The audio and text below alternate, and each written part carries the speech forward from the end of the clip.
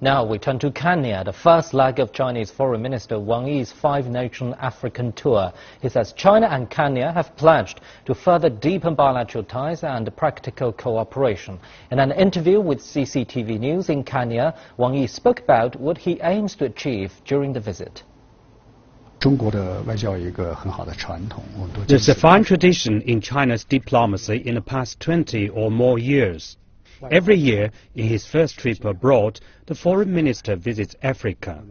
In doing so, we want to send a clear and firm signal to the outside world that China wants to enhance solidarity and cooperation with Africa. And China's relationship with Africa is a vital cornerstone in China's overall diplomacy. That's so in past and now, and it will be the same in the future. China and Africa form a community of common destinies. It's China's long-standing policy to deepen friendship and cooperation with Africa, and we will continue to uphold this policy. I see my visit to Africa this time as a follow-up to advanced cooperation and a trip for peace. To say it's a follow-up trip, I come here to follow through the principles of sincerity, delivering outcomes, affinity and good faith put forward by President Xi Jinping, and the approach to achieve those principles. That approach embodies a distinguished feature in China's diplomacy and an important ideal that we stick to. It's also our principle in our engagement with other developing countries. The core element of this approach is to always prioritize respect for the interests of African countries and peoples. Politically, we always speak up for African countries and uphold justice.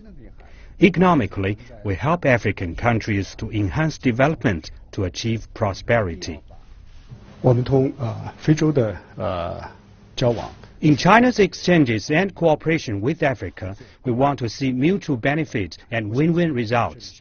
I want to make clear one point, that is, China will never follow the track of Western colonists, and all cooperation with Africa will never come at the expense of the ecology, environment, or long-term interests of Africa. To say it's a trip of cooperation, we hope that through this trip we can discuss with our African friends ways to deepen our mutual, equal, beneficial cooperation. Last year, our Premier Li Keqiang visited Africa.